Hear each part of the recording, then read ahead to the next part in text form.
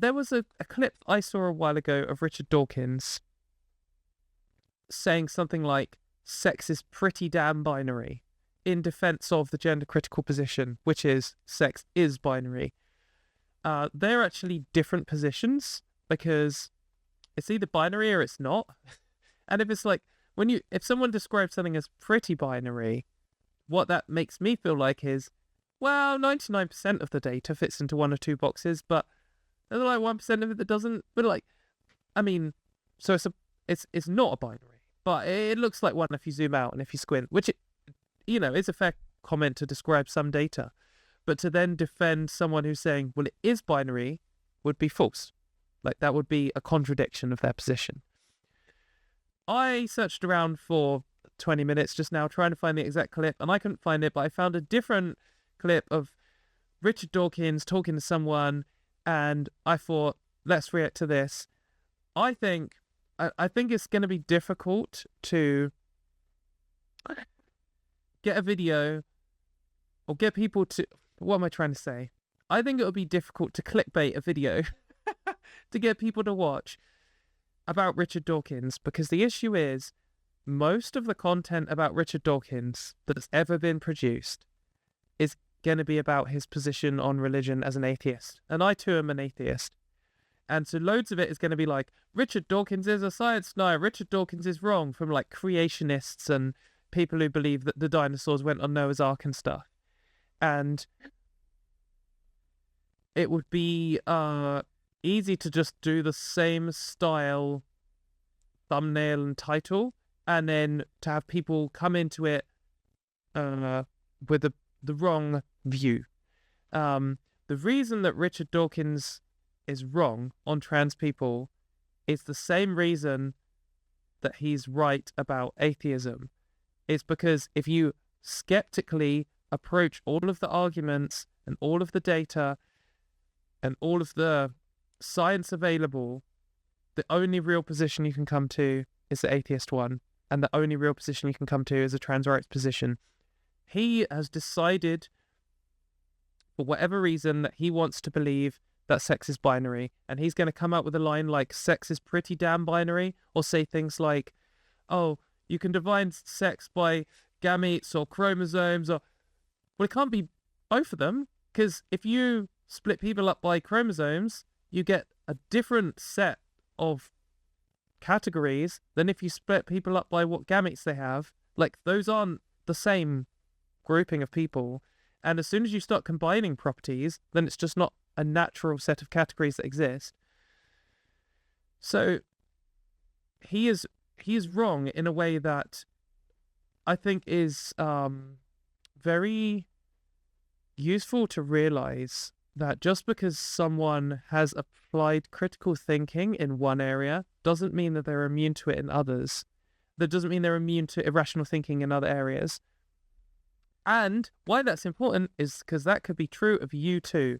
You could be watching this right now and being like, oh yeah, Katie's right about religion, and Katie's right about trans rights, but she's wrong about, or everyone else is wrong about immigration or mayonnaise on sandwiches or whatever. And you've got to realize when you have prejudices. Everyone has prejudices. I had prejudices, and I probably still have loads of prejudices. I probably believe things that aren't true because I've been taught them, or I've absorbed them from society. And when I find them, when someone points them out to me, my goal is to be someone who's like, okay, this doesn't match with what I believe. This is making me uncomfortable, but I need to just go away and find out if it's true, without just searching for things that confirm what I already believe, which is what most people do. And I've personally been through this loop a few times, as I was mentioning earlier, on religion, on homosexuality, on trans rights, and finally on coming out, which is different to trans rights. And I might well go through it again on maybe even those same topics or on other topics in the future. But Richard Dawkins has obviously gone through it on religion, but then has found trans people, got a gut reaction, decided he's not going to look any further into it, and that's it. Anyway, let's live react to this interview with him. Of course, it mentions J.K. Rowling. This is on Heretics Clips. I think this guy's called Andrew Gold. I don't know. But me and him have talked a bit on Twitter. I think he is deceptive in his position. I think he's very clearly gender critical, like full-on hardline gender critical, but he likes to try and present himself as just someone who's asking questions in the middle. But you'll see within seconds, you can see through that. And I think what's insulting about him is he thinks other people can't see through it. But anyway, let's see what they have to say. Oh, well, let's just see if everyone can hear this first. I think you should be able to hear this. With regards to, we were talking about, Can we hear the talking? I'll edit this bit out in the clip after. Yeah, that's a good example. I have great taste in music, and I also have a great taste in condiments, but this person here, Kayla, is wrong because they obviously believe that mayonnaise is food, and that is ontologically wrong. Yes, you can hear. Okay, unfortunately, yes. I'm sorry, Lauren. You are going to either have to watch this or leave the stream or mute it and just watch my pretty face. Right, let's have a go. Let's see Richard Dawkins talking to, I think, Andrew. With regards to, we were talking about, the binary women and men and the idea that you can think that you're a man and be a man or think you're a woman. Did you see that coming at all, like 10, 20 years ago? Not at all, no. Like, it is odd. I think it's ludicrous. What? I don't know. So I seem to remember reading that Richard Dawkins had a trans employee, friend, colleague, decades ago. I seem to remember reading a thing written by them saying that they used to work for him or something. There were trans people. I mean, there were trans people before he's even born, but like, it was in the news. It was in popular culture. It was in popular culture when I was a kid, like he's saying 20 years ago or whatever. But it was like frontline news when Richard Dawkins was a kid. Actually, let's find out when he was a kid. How old even is he? How old Richard Dawkins?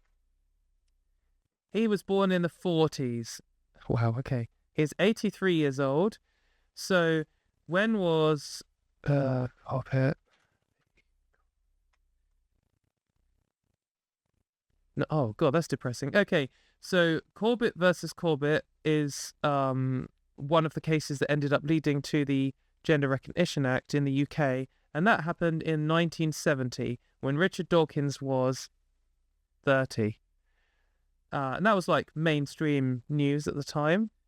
The reason why I just said it was depressing is because when I searched for it, the top link is by Sex Matters, which they're just on the propaganda.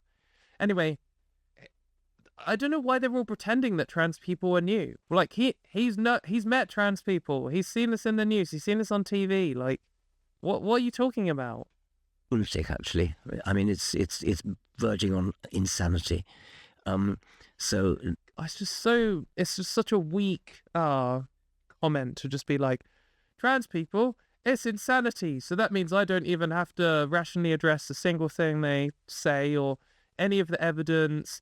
I'm just going to say, it's crazy. How can a man become a woman? Crazy. No, I'm not listening. Fingers in ears, blah, blah, blah, blah, blah. I did not see that coming. I mean, I could have imagined. I can't imagine that he was ignoring LGBT rights struggles. Like, that's believable. Imagine writing a satirical novel about it. But that's about it. Cringe. Yeah, I remember Ricky Gervais makes a joke about that when he says, I think it was just that. It was like the one thing nobody said 10 years ago. That would be the worst thing you can say on Twitter is women don't have penises. Now that's... On Twitter. How long ago? Elon Musk has owned Twitter for more than 6 months. This is from 6 months ago. I mean, I feel like the best thing you can say on Twitter is women don't have penises. That is how you get the most amount of likes and attention. It's like the ultimate signaling and way of getting likes and clicks and stuff. The idea Ricky Gervais makes a joke about it. Ricky Gervais only makes jokes, only makes snide, ignorant comments about trans people. That's like his whole personality now, isn't it? That would get you. Yeah. I mean, the only thing I can think to top that is identify as a dog. I mean, it's the one joke. I'm going to speed this up. He said the one joke. How funny, hilarious. I don't know, like, he's laughing. I don't know how are they? Can you? I mean, obviously, Richard Dawkins is a big celebrity, so maybe this guy is like hype that Richard Dawkins has come on his show, and so he's got a laugh at the comments. And Richard Dawkins is old, so he's like going senile maybe, and so he's said this thinking it's new and funny.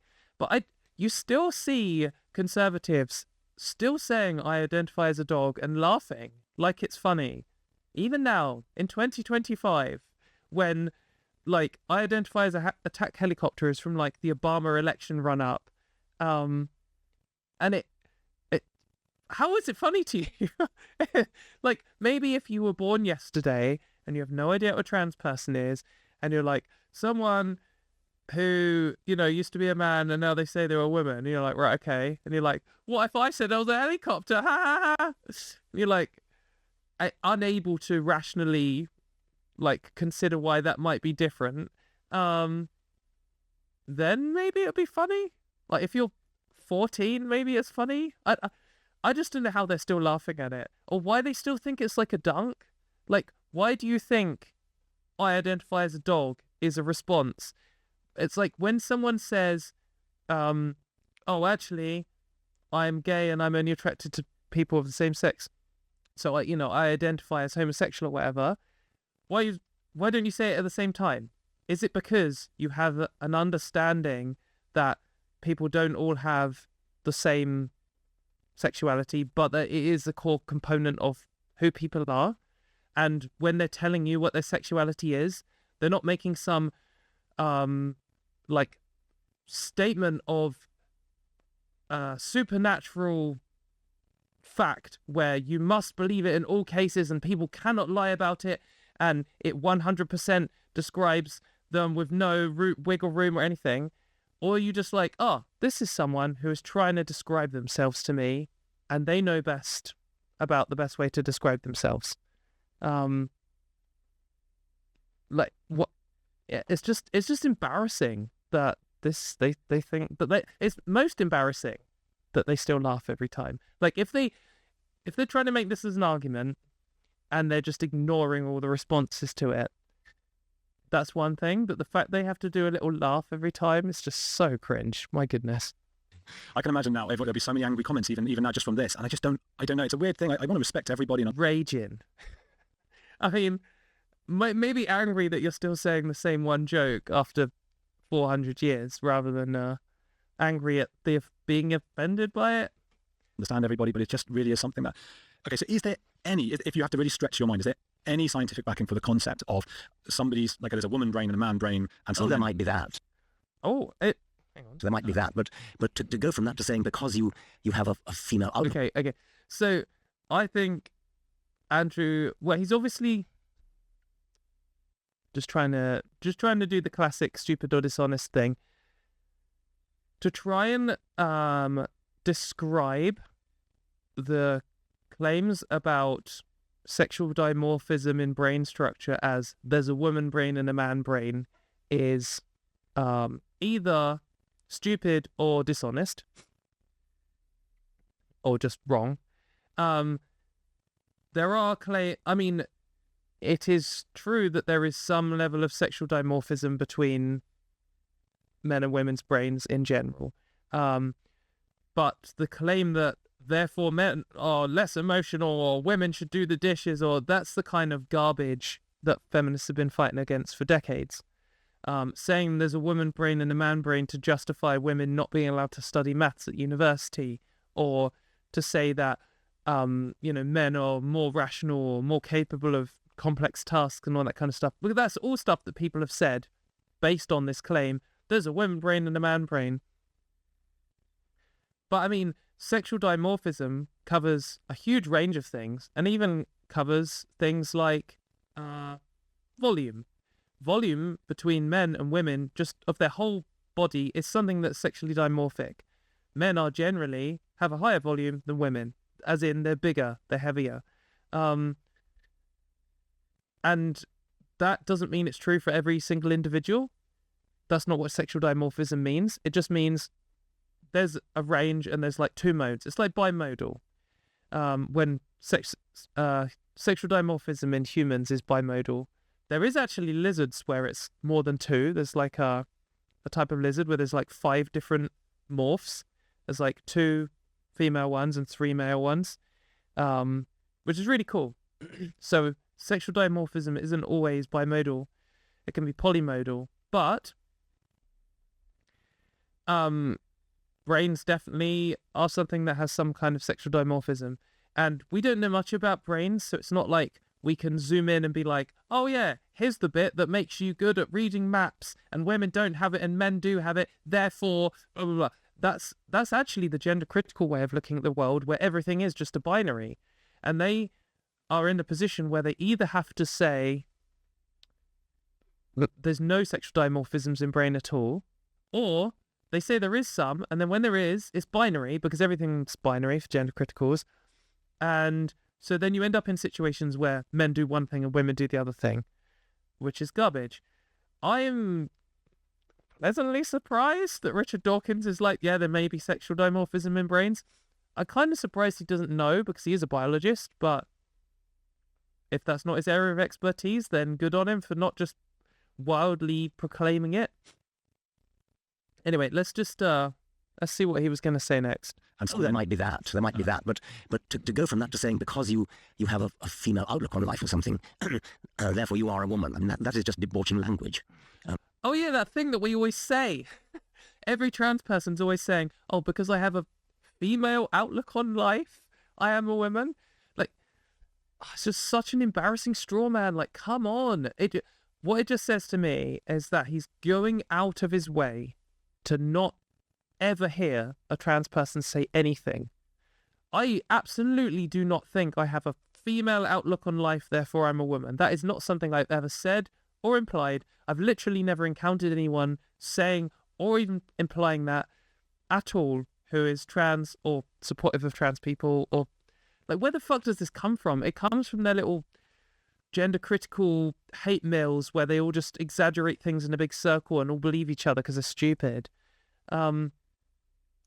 What are you talking about? Like, even if we try and steel man his position, where maybe he's actually trying to say, because I feel like a woman, I am therefore a woman. That isn't even the claim that trans people are making in general. I mean, sure, that is a claim that some people have made, but that's not the argument we're making to justify trans women having women's rights, for example.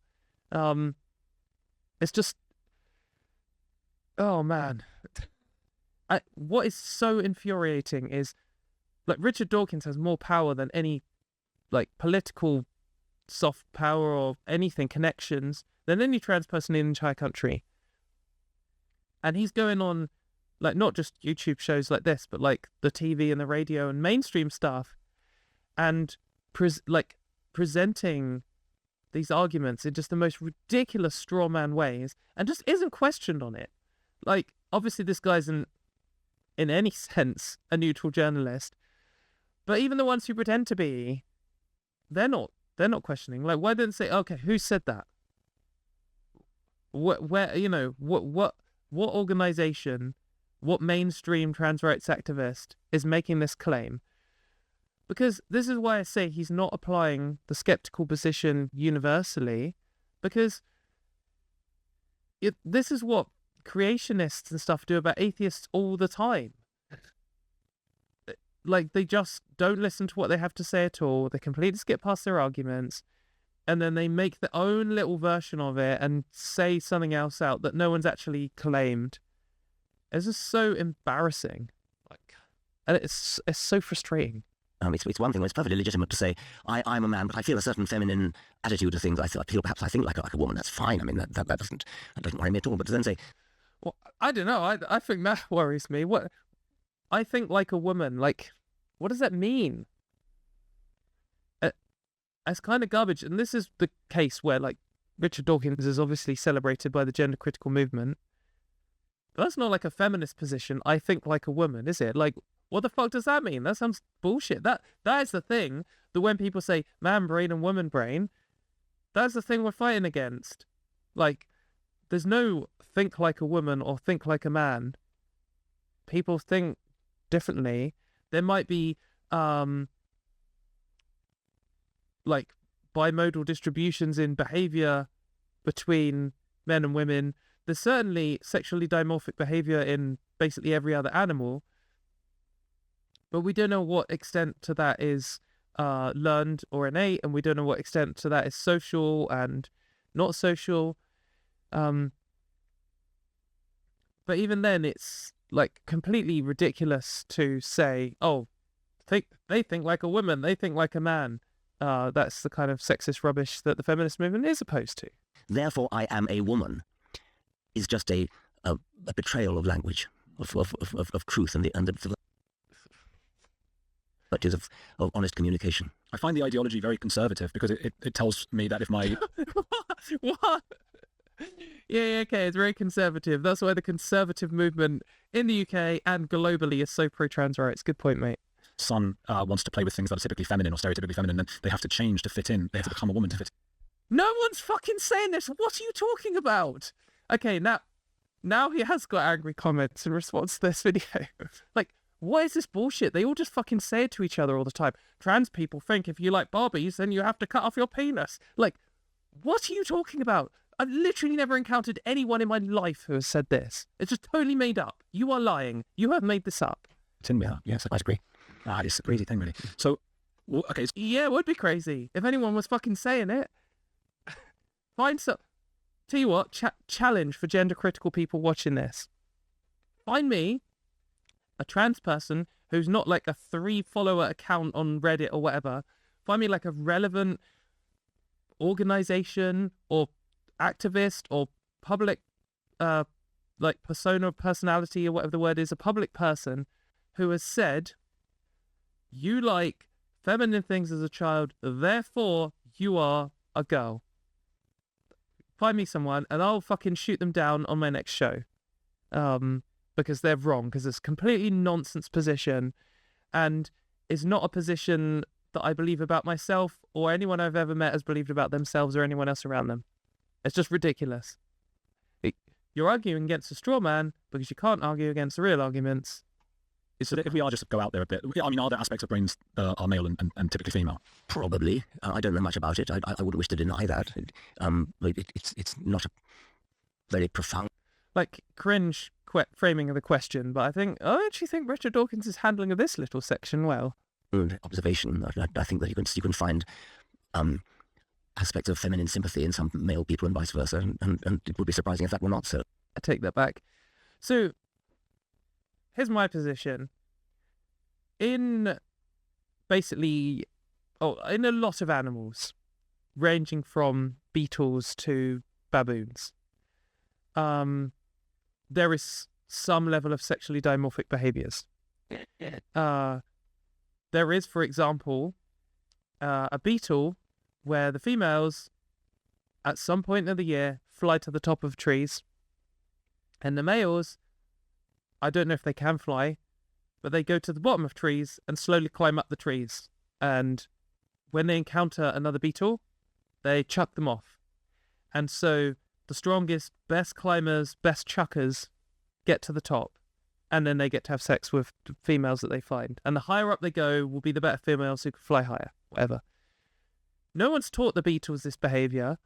And generally it's the men doing the climbing and it's the women doing the flying to the top.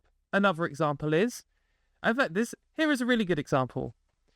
There is a type of crab, I can't remember which crab it is, and it might be multiple types of crab, where, or in fact, all crabs lay their eggs in their like tail bit that's like folded round. You don't really think of crabs as having a tail, but if you flip them over, you can see they've got like a tail that's kind of, imagine if you've got like a prawn and you kind of folded the tail right up. That's kind of what crabs have going on. And they lay their eggs inside. And when the eggs are ready to become the next stage of the crab life cycle, they have multiple life cycles and they become plankton first. When they're ready to do that, the female crab climbs up to the top of a coral or a rock or whatever and does this little dance at the top where she uses her claws and opens her tail up and just kind of wafts the plankton stage crab babies out into the sea. And that's in order to spread the baby crabs. I wish I could remember the word for baby crabs. Embarrassingly, I can't. To like spread them further out. They can go further and find safer places and stuff. But when they're doing the little dance on top of this rock, they're in a dangerous position because the longer they're up there, the more predators will be able to see them. And quite often they would get eaten in that stage. But they have so many, like some crabs lay billions of eggs that just the odds are some of their offspring will survive. Male crabs do not do that. Only the female ones climb up and do the little dance. And that, again, is a behavior that is built into them in some way. They're not learning that. Crabs don't really have a society. Certainly the beetles don't have a society. And there's some level of sexually dimorphic behavior there. However, the crabs can get infected by a parasitic barnacle, which actually goes into their brain, rewires a part of their brain, and will convince them that they are a pregnant female crab. And if they're a female crab, they will go to the top and start doing the dance, but the barnacle, as well as going into their brain, eats their genitals. This is grim, by the way. Eats their genitals and replaces them with barnacle genitals and lays its eggs there, and then the crab does a little dance and spreads the barnacle parasite everywhere. Pretty grim. But if it infects a male crab, it will convince it that it's a female crab, and it will climb up and it will do the female dance that only the female crabs do. So there's something in there. There's some kind of programming going on in the crab's brain where they act different for the males and the females, and there's some way in which it can go wrong in quotes, because it's going right for the barnacle. It's just not what the crab wants, probably. And that's true for like basically every animal, and it's true also in social animals like other primates, meerkats, and all this kind of stuff. There's very clear roles often for male and female animals, and sometimes they don't fit into them and they don't do what you would think. Surprise, strange, how weird that other animals have the same thing that humans do. But generally, bimodally, they fit into these distributions. So it would be surprising if humans were the only ones where that wasn't true. Basically, that's what I'm arguing. But as I said, but to go from that to the positive statement, "I am a woman," is verging on insanity. Is it? But it's not actually verging on insanity, is it? Because if someone said, like, this is a classic gender critical straw man as well. They will say, you believe you can change sex and you can't change sex, so therefore you are insane. In the same way that you might say you think you can fly and you can't fly, so you're insane. When we're saying that we've changed sex, we aren't saying, oh, we have changed chromosomes. I've gone in and changed my chromosomes in my cells. I'm not saying, oh, I now have ovaries which can produce ova. That's not the claim that I'm making, because I don't think, and the reality is that sex isn't defined just by your chromosomes or just by your ability to produce gametes. Again, if you define it by chromosomes, that is different. That comes up with different results than if you define it by gametes, and neither of those are binary. But even if you pretend they are, the claim isn't that. The claim is that sex is made from a huge number of things, genotype and phenotype, which means both inside your cells and the mechanisms that have for reproducing your cells, all the way up to macro structures in humans. For example, whether you have breasts or not, that is something that is part of sex. That is a sexually dimorphic aspect of humans. Whether you have a uterus or not, whether you have testicles or not, these are all things which are themselves not binary. For example, the classic, is this baby a boy or a girl, is to look and see if they have a penis or a vagina. Like the classic 3-year-old explanation of the world. But that isn't a binary. There is actually a range of genital configurations where it's not clear which one of those two things it's closer to. And you can Google that on your own time. There are pictures on the internet. Also, then that itself, which genitals someone has, doesn't always match up with their other sex characteristics. It doesn't always match up with chromosomes. It doesn't always match up with gametes. And all of the other aspects, like when you come to puberty, there's another load of sexual dimorphic stuff which kicks in then.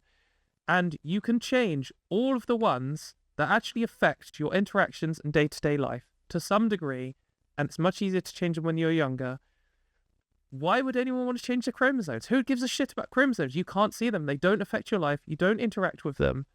So it's like changed all the things that matter. And it changed enough things that the people around us who interact with me every day, not people who know me, well, people who know me and people who don't know me, will interact with me like they interact with other women. So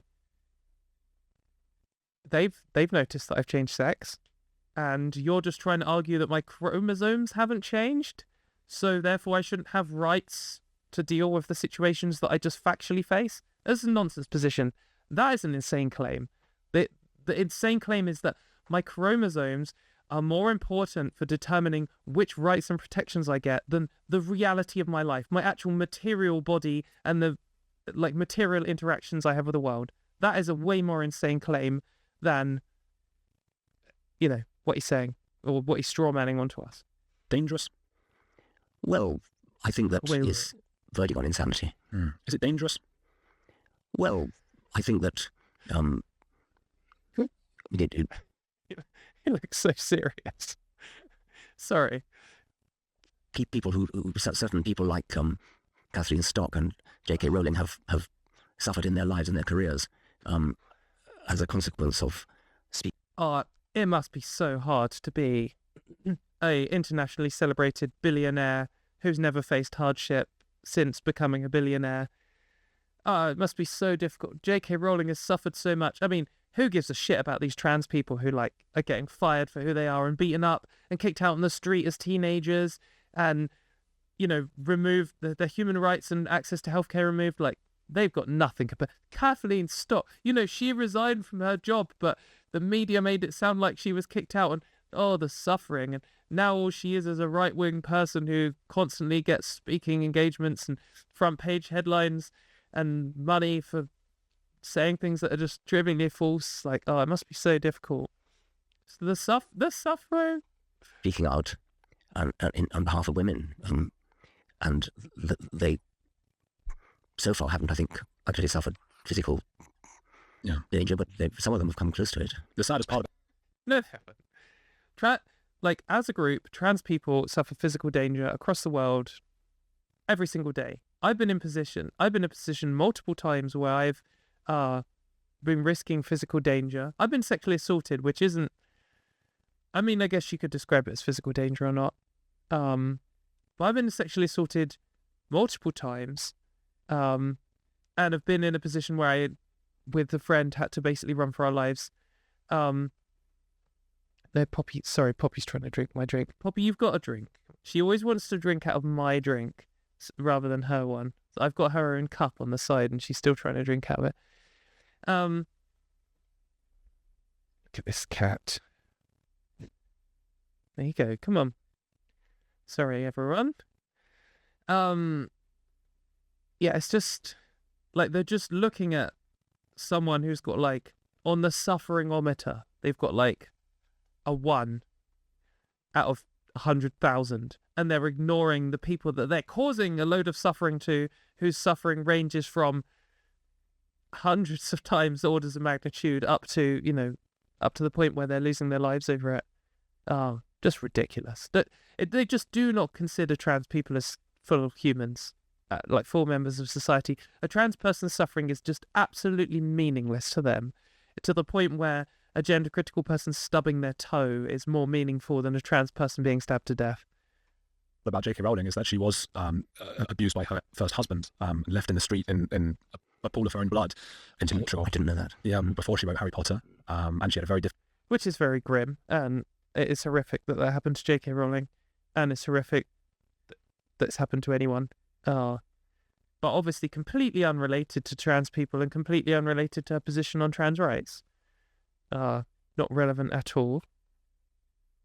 And also, when she was in that position, she wasn't then blamed for deception or anything, which we'll come on to later, and she wasn't refused access to shelters or anything just because she was born different. So difficult time during that time.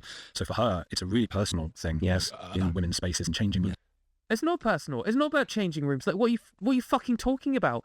If you're like, I've been in an abusive relationship before, and it's horrific. And I was fortunately never in a position where I was in a pool of my own blood. Like, that is so grim, and I am genuinely horrified to hear that anyone's had to face that, and I know multiple people do. But do you know who does have to face that as well as J.K. Rowling? Like, trans women too. And it doesn't make it personal for you if you have, a horrific past with an abuser. That's nothing to do with you wanting to try and take away trans people's passports or banning us from the toilet at work. Like, utterly disgusting to try and link those two things. What are you fucking talking about? And things. I did not know that. It's so sad. It's so sad to think that. And then the Harry Potter stuff. I mean, it's an analogy for the Nazis. I don't know. Have you read Harry Potter? It is. Like, it's funny how, like, her Death Eater or whatever they're called, like the whole thing about purebloods and how you can't change from your blood, it like pretty much describes the gender critical position. Like, it is like the perfect analogy for gender criticalism. And she's like her creation, I think it's Death Eaters, are like the perfect analogy in the world for the gender critical movement. Yes. Enjoy it? I didn't. Well, yes, I enjoyed it. I held out against it for a while, but then I discovered that Stephen Fry was reading it, and I can't resist Stephen Fry, so I listened to him, and I liked it. I mean, quite a lot of what I like is that she's actually sending up the magical stuff. I mean, it's kind of satirical. I didn't know it had anything to do with analysis. That's as it goes further into the whole mythology, I think there's like the good and the bad and the pure bloods. Okay, I was carry on. I only read the first 2 or 3 books, I think. It's funny because it's so brilliant. So I'm going to show off now, right? So I can speak 5 languages, and each time I don't know if they're still talking about trans people or not. Let's learned a new one. I did it through Harry Potter in Spanish or French. So there's the 7 books, I'm not sure. And what's brilliant about it as a language tool is they start very much for children. They're like for a reading age, they want everyone to have the pure blood, like okay, yes, that sounds very interesting. Yeah, it's like they want everyone to be defined by how they were born, and it doesn't matter what you achieve in your life or what your material circumstances are. You're either good or bad. That's like the Nazi analog. And also, in real life, the Nazis hold the same position on trans people as the gender critical movement and J.K. Rowling. So, yeah. Oh, well, let's not investigate that any further. Let's just carry on talking. I shall resume. Yes, my Stephen Fry listening. He's great, Stephen Fry. Let's talk a little bit about doing those audiobooks and certain words he was tripping over. Yes, I had that. He asked J.K. Rowling, can I do different words? And she said no. Yes. Which, fair enough, you're a writer. Yes. Gosh. Stephen Fry, have you done debates with him? I'm just remembering now, because I know he did Intelligence Squared. Was that with you or with Christopher? Yes, it was Christopher Hitchens. What's really going on? Possibly. Yes, could be. What does the poetry of reality mean? That's your... Unlike any of our ancestors up to a century or so ago, 2 centuries maybe, really hadn't a clue why we existed and where we come from is what I mean by it. So partly that, but also, apart from being true... I'm just scrolling ahead to see if there's any more trans stuff. The alternative, the idea of it being held in the sky, is just so petty. It's just you go on about any religion. I'm incredibly bored. Well, I definitely am. But my religion is sort of a thing probably at the back of my head now for that. Wishful thinking. Or that discover something off of your life. Yeah. It sounds like not. Thus is the conclusion of this section. I